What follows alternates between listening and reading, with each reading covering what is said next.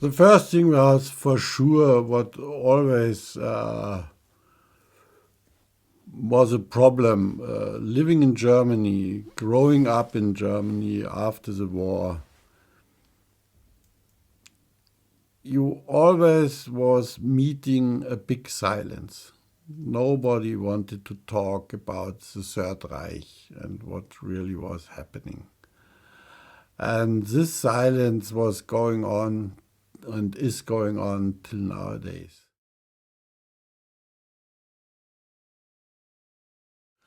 Not always. As long as they are well fed and have their income and have their life, they are very satisfied with someone like Mrs. Merkel. Right. But if you take away the stability, they'll search for... Then we will show our other face, Right. I'm sure of.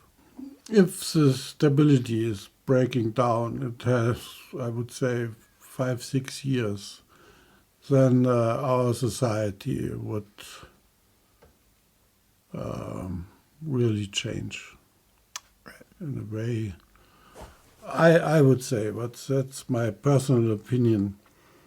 It would go in the same direction which we had experienced during the Nazi time. I would say so. That's one which makes the Germans still nowadays special. Right. They feel superior.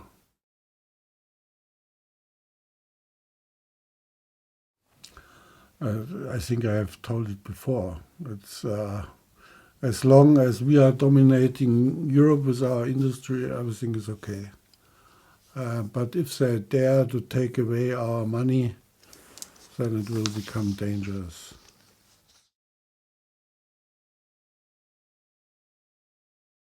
They obey the democracy till it's smoothly for them and it's okay. But they don't really believe in it. And we still nowadays,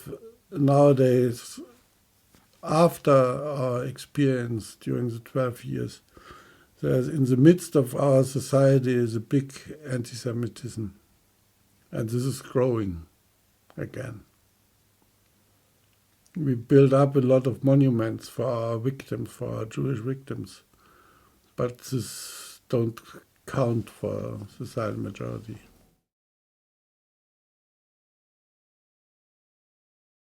But when we talk about the German peoples, we are about 80 millions. Right.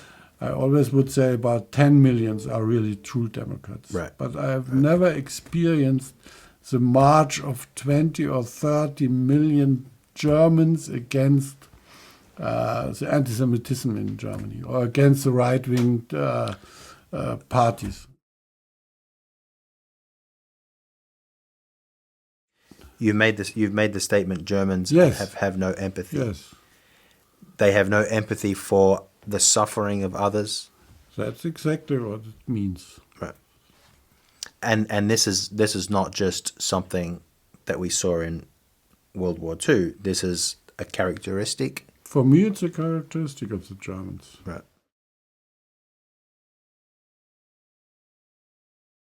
Yes, because we lost the chance to burn it out, to really burn it out in our souls. So do you believe the Nazi spirit is alive today in Germany? Yes, yes, And it's evident in the silent majority. yes.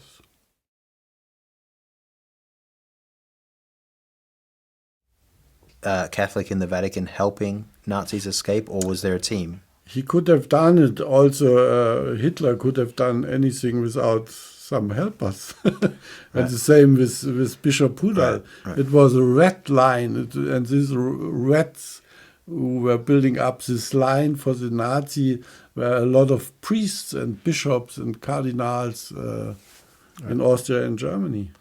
How complicit was Pope Pius XII in Hitler's accomplishments? and Hitler's efforts toward the Jews? He was silent. He knew everything. He got a lot of letters and open statements to the Vatican, how horrible the fate of the German Jews is, and he didn't do anything.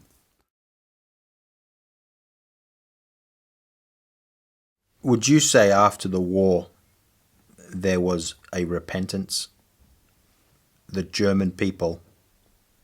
I don't know the word repentance. Repentance means sorrow for what you have done. No. There was repentance. Whenever I started to talk, they immediately mentioned the bombing of Dresden and the bombing of Munich and all this kind of stuff. Yeah, who started it? Who started it? No, we were the innocent people, and suddenly the English and Americans start to bomb the peaceful Germany. Right. And this is, but not only my father, all the people. They suffered a lot. Suddenly they had to suffer. And after the war, we only were the suffering people, not the aggressive one. And they never repented. No.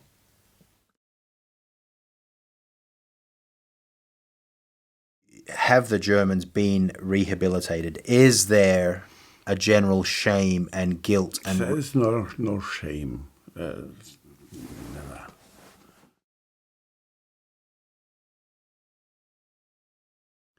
Acknowledge that the German people didn't initiate any war the last 70 years.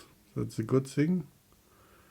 But the next 70 years will follow, so be careful.